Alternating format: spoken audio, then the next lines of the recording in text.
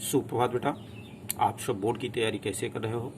बड़ा आप सब प्रिय छात्रों के इस स्नेह से आज हम संस्कृत गद्य के एक महत्वपूर्ण चैप्टर जिससे बोर्ड परीक्षा में प्रश्न आता ही आता है, ऐसे महत्वपूर्ण चैप्टर को पढ़ाने जा रहा हूँ, पाठ पढ़ाने जा रहा हूँ। और ये उन सभी विद्यार्थियों के लिए है जो संस्कृत विषय कक्षा 10 में ऑप्शनल के रूप में चयन किए हुए हैं। तो प्रथम पाठ का नाम है बेटा कवि कुल गुरु कालिदास। कवि कुल गुरु कालिदास, कवियों के कुल गुरु कालिदास। कालिदास एक ऐसे कवि थे जो कवियों के कुल गुरु थे, यानी कवि शिरोमणि आप कह सकते हैं, ऐसे कवि थे महाकालिदास। तो इस पूरे पाठ में आपको कवि कुलगुरु कालिदास के जीवन से जुड़ी हुई महत्वपूर्ण घटनाओं के विषय में पढ़ना है। दूसरी बात बेटा, ध्यान रखें कि बोर्ड परीक्षा में दो तरह का प्रश्न आता है गद्य से। पहला प्रश्न होता है पाठ का जो भी आप गद्यांश देख रहे हैं, इन सभी गद्यांशों में से किसी एक गद्यांश को दे दिया जाएगा, उसका संदर्भ सहित हिंदी में अनुवाद करना, व्याख्या नहीं करना, हिंदी में अनुवाद करना है। यानी जो जैसी लाइन लिखी है उसको हम उसी तरह से उसको हिंदी में परिवर्तित कर देंगे। दूसरा प्रश्न क्या आता है बेटा कि पाठ का सारांश। तो ये जैसे कवि कुलगुरु कालिदास, अब जैसे कि इस ग्रंथ में संक्षेप में कुछ सारांश दिया हुआ है, कुछ ग्रंथों में नहीं मिलेगा, तो उसके लिए आप सोचेंगे कि हम सर सारांश कहाँ से पढ़ेंगे। तो उसके लिए आपको परेशान होने की जरूरत नहीं है। ये जो हम आपको अर्थ बताएंगे, जो अनुवाद बताएंगे, इस अनुवाद को ही आप अपनी भाषा में अपने शब्दों में सारांश रूप में लिख देंगे। ठीक है बेटा। तो ये आपके 7 नंबर का अनुवाद और 5 नंबर का सारांश, यानी टोटल 12 नंबर का प्रश्न आपका कंप्लीट होगा। और इस बार तो आपके कुछ चैप्टर हटा दिए गए हैं कोविड-19 की वजह से, तो कुछ महत्वपूर्ण चैप्टर्स जो हैं हम उन पर फोकस करेंगे, उनको पढ़ाएंगे, जिससे आपको बोर्ड परीक्षा में 100% नंबर मिल जाए। ठीक है बेटा। तो ये पाठ को जितने भी गद्य के हैं उनको अर्थ के साथ साथ सारांश की भी दृष्टि से इसको महत्वपूर्ण मानेंगे। तो आइए हम सबसे पहले सारांश को जानते हैं। कवि परिचय। पाठ का जो परिचय है, कहा कवि शिरोमणि कालिदास का जीवन परिचय भी संस्कृत के अन्य प्राचीन कवियों की भांति अज्ञात है। यानी इनके जीवन चरित्र का जो भाव है, वह परिचय है, वह स्पष्ट नहीं है, क्योंकि इन्होंने स्वयं अपने विषय में कहीं भी कुछ भी नहीं कहा है। फिर भी इनकी रचनाओं में उपलब्ध तथा ऐतिहासिक साक्ष्यों के आधार पर कतिपय विद्वानों ने इनके जीवन परिचय को निर्धारित करने का प्रयास अवश्य किया है। विद्वानों द्वारा इनका समय ईसा पूर्व प्रथम शताब्दी से लेकर के ईसा की 6ठी शताब्दी तक निर्धारित किया जाता है। इनके जन्म स्थान के विषय में भी विद्वान एकमत नहीं हैं। भिन्न भिन्न विद्वानों द्वारा कश्मीर, बंगाल, विदर्भ तथा उज्जैनी को इनका जन्म स्थान सिद्ध किया गया है। इनके जन्म स्थान के विषय में सर्वाधिक सबल माने मजबूत मत यह है कि ये उज्जैनी में उत्पन्न हुए थे। एक किंवदंती है, एक कहावत है, किंवदंती का मतलब एक कहावत है, कथन है कि के अनुसार 50 वर्ष की आयु में एक वेश्या ने धन के लालच में इनकी हत्या कर दी थी। ऐसी एक किंवदंती है। महाकवि कालिदास ने अनेक उत्कृष्ट ग्रंथों की रचना की। इसमें कुमार संभव, रघुवंश, महाकाव्य, ऋतु संहार तथा मेघदूत गीत काव्य, मालविका अग्निमित्रम, विक्रमोर्वशीयम, अभिज्ञान शाकुंतलम इनके द्वारा लिखित नाटक है। इन सभी रचनाओं में इनका अभिज्ञान शाकुंतलम नाटक विश्व साहित्य की सर्वश्रेष्ठ रचना मानी जाती है। इनके विषय में यह सूक्त प्रचलित है, क्या काव्येषु नाटकम रम्यम तत्र रम्या शकुंतला। कहा काव्यों में नाटक सबसे रमणीय होता है। ये ध्यान रखिएगा, काव्यों में नाटक सबसे रमणीय होता है, और उसमें भी रमणीय कौन है? शकुंतला नाटक। काव्य की दृष्टि से इनके काव्यों में मानव मन की सूक्ष्म से सूक्ष्म वृत्तियों माने व्यवहारों का निर्देशन है। सशक्त तथा सजीव प्रकृति वर्णन है। श्रृंगार के संयोग तथा वियोग दोनों ही पक्षों का मार्मिक विवेचन है। उपमा का स्वोद्देश्य प्रयोग है। वैदर्भी रीति का सुष्ठु गठन है। ये वैदर्भी रीति के कवि थे। उपमा अलंकार के सम्राट कहे जाते हैं। सार्थक वस्तु विन्यास, उत्तम एवं प्रभाव उत्पादक संवाद, उदात्त चरित्र चित्रण, वर्णाश्रम धर्म की सुंदर व्यवस्था, शालंकृत एवं सरल भाषा, सुंदर वाक संगठन आदि अनेक विशिष्टताएं दृष्टिगत होती हैं, दिखाई देती हैं। अर्थात जो महाकवि कालिदास जी हैं, उनकी रचनाओं में, उनके काव्य ग्रंथों में, उनके जीवन में अलौकिक विशिष्टताएं देखने को मिलती हैं। ये था बेटा संक्षेप में सारांश। अब हम सभी जो है पाठ के अर्थ को भी जानते हैं। महाकवि कालिदास संस्कृत कविनाम मुकुटमणिम अस्ति, मुकुटमणि अस्ति। कहा महाकवि कालिदास संस्कृत कवियों के मुकुटमणि, मुकुटमणि माने शिरोमणि, तो कहते हैं कि महाकवि कालिदास संस्कृत कवियों के शिरोमणि कवि थे, अर्थात सबसे श्रेष्ठ थे। न केवलम अस्ति है बेटा, सॉरी, अस्ति है माने हैं, अस्ति का मतलब है, आसित का मतलब थे। तो महाकवि, अब यहाँ पर लेखक ने अस्ति शब्द का प्रयोग किया, इसलिए आपको है शब्द का प्रयोग करना है। वैसे अब तो मृत हो गए तो उनको थे ही कहेंगे, भूतकालिक बातें हैं। तो महाकवि कालिदास संस्कृत कवि नाम, संस्कृत कवियों के शिरोमणि कवि हैं। न केवल भारत देश से, न केवल भारत देश के, बल्कि अपितु माने बल्कि समग्र विश्वस्योत्कृष्ट कविषु, संपूर्ण, समग्र माने संपूर्ण विश्व के उत्कृष्ट माने श्रेष्ठ कवियों में से वह एकतमो अस्ति, एक है।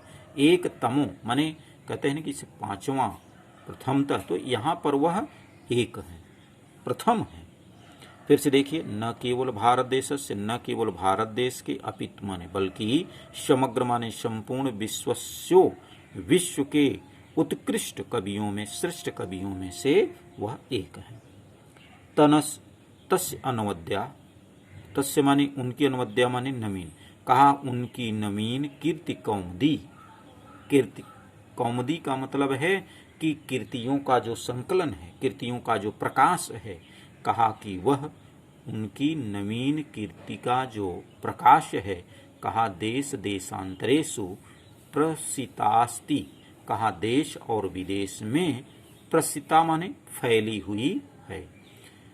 तो उनकी नवीन कीर्ति कौमुदी, नवीन कीर्ति की जो चमक है,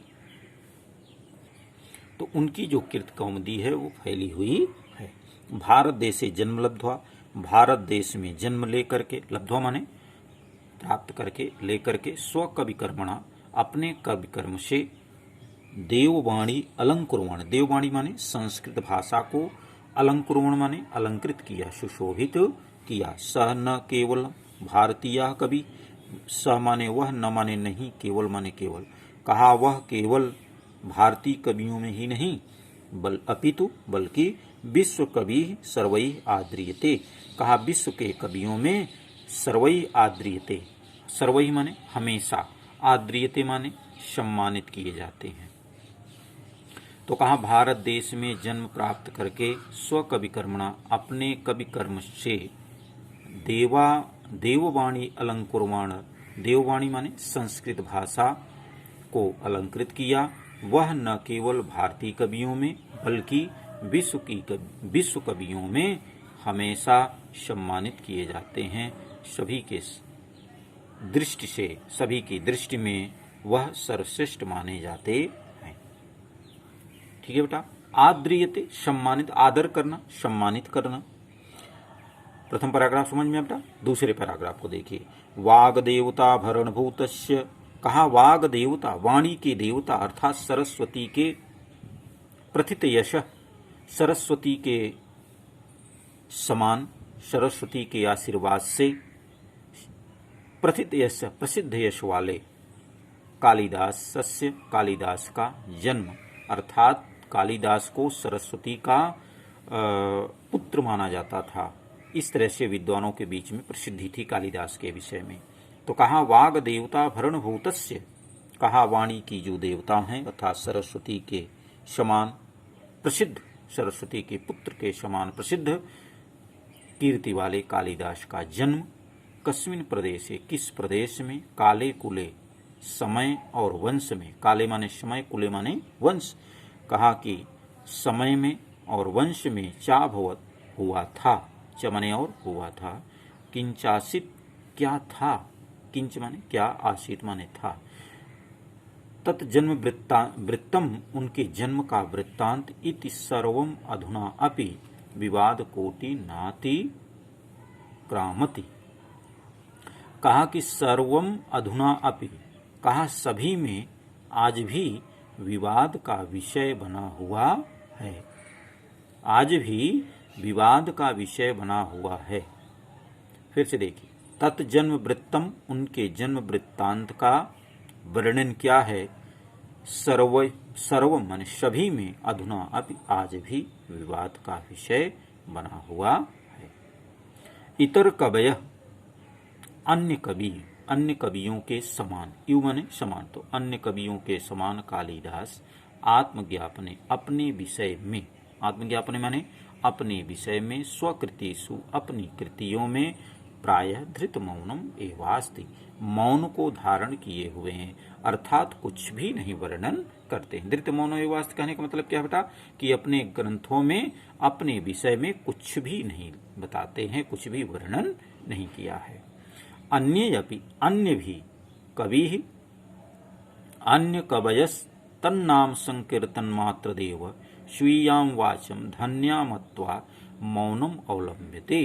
कहा अन्य कवि भी तत्नाम संकीर्तन मतलब कर देंगे, तो कहा उनके नाम का उच्चारण करने मात्र से ही, सम नाम कीर्तन, कीर्तन कहने का मतलब है उच्चारण करने मात्र, उनका कीर्तन करने मात्र से ही स्वीयाम वाचम धन्या अपनी वाणी को धन्य मानते हैं, अर्थात अन्य कवि भी उनके नाम का उच्चारण कर लेने मात्र से अपनी वाणी को, अपने ग्रंथ को धन्य मानते हैं, और धन्य मान करके मौनम अवलंब्यते शांति भाव को धारण करते हैं, अर्थात शांत हो जाते हैं, उनके विषय में ज्यादा कुछ नहीं कह पाते हैं, उनके विषय में कुछ भी वर्णन नहीं करते हैं।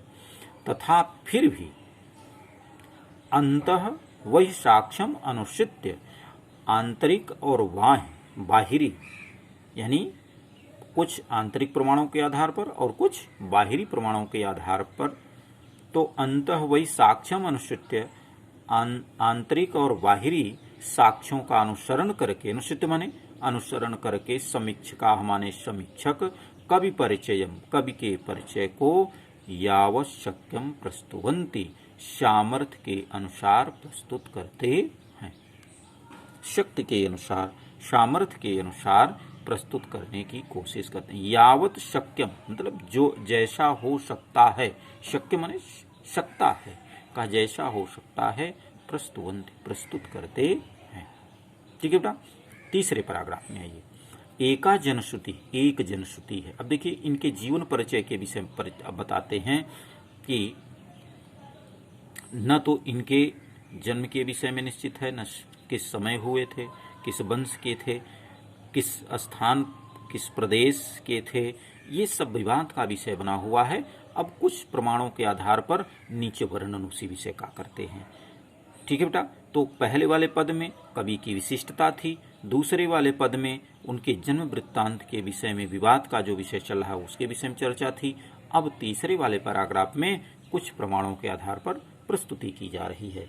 एका जनश्रुति अति प्रसिद्धास्ति, कहा एक जनश्रुति है, जनश्रुति माने लोगों द्वारा सुनी गई है, जो अत्यंत प्रसिद्ध है। अति प्रसिद्धास्ति माने अत्यंत प्रसिद्ध है, यया जिससे यह स्पष्ट होता है कि कालिदासः विक्रमादित्यस्य सभारत्नेषु मुख्यतमः इति ख्यापितः, कि कालिदास विक्रमादित्य के सभारत्नों में मुख्य रूप से प्रसिद्ध थे। ख्यापितः माने प्रसिद्ध, तो कहा कालिदास विक्रमादित्य के सभारत्नों में मुख्य रूप से प्रसिद्ध थे। परंतु अत्रापरा विडम्बना समुत्पद्यन्ते, परंतु यहाँ पर इसके अतिरिक्त समस्या उत्पन्न होती है।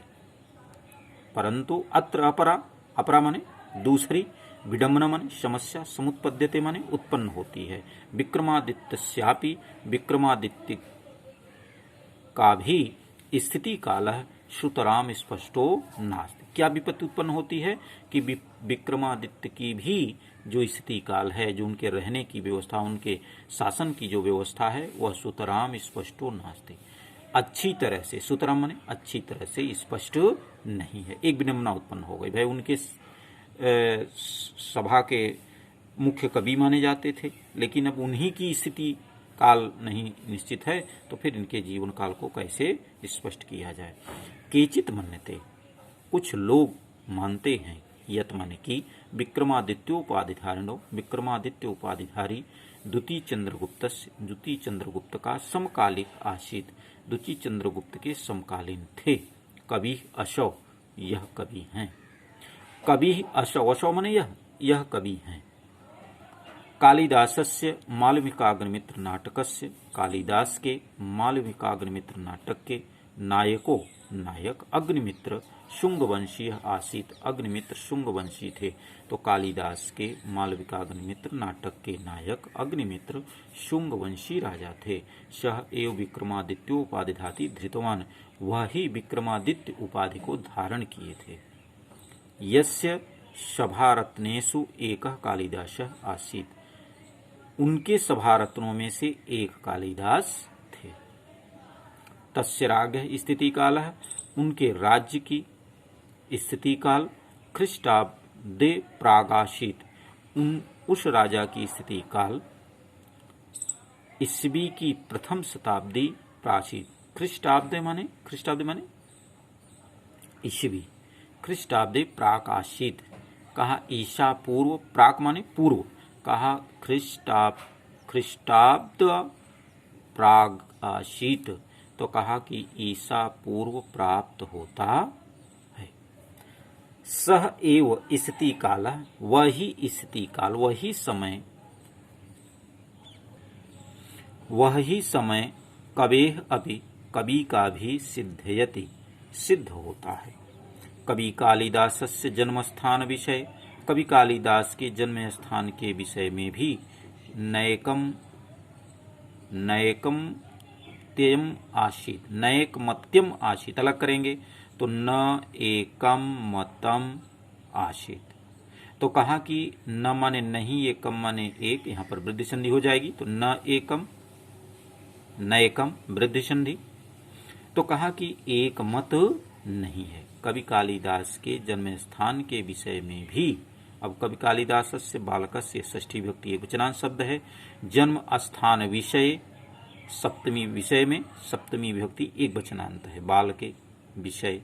तो कहा कालिदास के जन्म स्थान के विषय में भी एक मत नहीं है।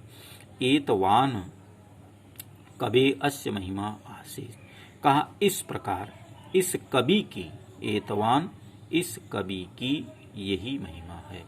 यत् की सर्वे एव तम स्वस्वदेशीयम साधयितुम तत्र परा भवन्ति, कहा इस प्रकार कवियों की एक महिमा है, ये कवियों के बीच की महिमा है और इस कवि की भी एक महिमा है। तो इस प्रकार कवियों की एक महिमा है कि सर्वे एव, सभी लोग, तम माने इनको, स्वस्वदेशीया अपने अपने देश में, साधयितुम तत्परा भवन्ति अपने अपने देश में सिद्ध करने के लिए तत्पर रहते हैं, तत्पर हुए हैं। यानी आप ऐसे इसको सामान्य भाषा में समझो कि जैसे कोई बड़ा व्यक्ति हो, कोई बड़ा विद्वान हो, तो अधिकतर लोग अपने अपने गांव की बताते हैं कि मेरे गांव का है, जबकि वो उस गांव का नहीं है। यहाँ पर कवि कालिदास कवियों के शिरोमणि थे, तो इसलिए सभी कवि अपने अपने गांव के विषय में, अपने अपने क्षेत्र के विषय में उनको सिद्ध करने की कोशिश करते हैं कि हमारे क्षेत्र के, हमारे गांव के हैं। इसीलिए कहा एतावान कवि अस्य, कहा ये सभी कवियों की महिमा यह है कि ये सभी उनको अपने अपने देश का सिद्ध करने में तत्पर होते हैं, तत्पर रहते हैं। कश्मीर विद्वांस, कश्मीर के विद्वान, कश्मीरोद्भव, कश्मीर में उत्पन्न मानते हैं। तम मन्यते, उनको मानते हैं। वंगवासिनस्य च माने और बंगालवासी, बंगदेशीयम, बंगाल देश में उत्पन्न मानते हैं। अस्ति तावत अन्यो अपि समीक्षक वर्ग यस्य मतेन कालिदास उज्जैन्याम लब्धम जन्मासीत, कहा अस्ति माने है, तावत अन्यो अपि, कहा तब अन्य भी समीक्षक वर्गों का यही मत है कि कालिदास उज्जैन्याम लब्ध जन्मासीत। कहा कालिदास उज्जैनी में जन्म प्राप्त किए थे, अर्थात कालिदास का जन्म उज्जैनी प्राप्त होता है। लब्ध जन्मासीत माने जन्म, और लब्ध माने प्राप्त, आसीत माने था। तो कहा कि वह कालिदास का जो जन्म है वह उज्जैनी प्राप्त होता है। उज्जैन्याम प्रति, उज्जैनी के प्रति कवे सातिशव अनुरागम एतन्मतम पुष्णाति। कहा उज्जैनी के प्रति कवियों में अत्यंत स्नेह है। एतन्मतम पुष्णाति, यही मत प्रस्तुत होता है, यही मत सर्वश्रेष्ठ माना जाता है। यानी ये कह सकते हैं आप कि उज्जैनी ही कालिदास का जन्म स्थान माना जाता है, ऐसा अधिकतर कवि मानते हैं। तो जब किसी विषय को अधिकतर विद्वान मान लेते हैं तो वही श्रेष्ठ माना जाता है, वही प्रमाणित हो जाता है। तो यहाँ पर भी कवि ने, विद्वानों ने यही बात को कहा कि अधिकतर विद्वान इनको उज्जैनी मानते हैं। ठीक है बेटा, तो आज बेटा इतना ही। इसके अगले वीडियो में अब बेटा हम इसको लगातार पढ़ा देंगे। ठीक है, तो आप मेरे वीडियो से निरंतर जुड़े रहें और पूरे वीडियो को पढ़ें, शब्दार्थ को देखें। जहां भी कोई दिक्कत होती है आप कमेंट के माध्यम से बेटा हमसे पूछ सकते हैं। लेकिन बेटा मेरा आपसे एक ही आग्रह है कि आप पढ़ें और आप जैसे अन्य जो विद्यार्थी हैं उनको भी इन सभी वीडियो को भेजें कि वो भी पढ़ें, जिससे उनका भी बोर्ड में अच्छा अंक प्राप्त हो। ऐसी हम सभी को शुभकामनाएं देते हुए यहाँ पर अपनी वाणी को विराम देते हैं। धन्यवाद।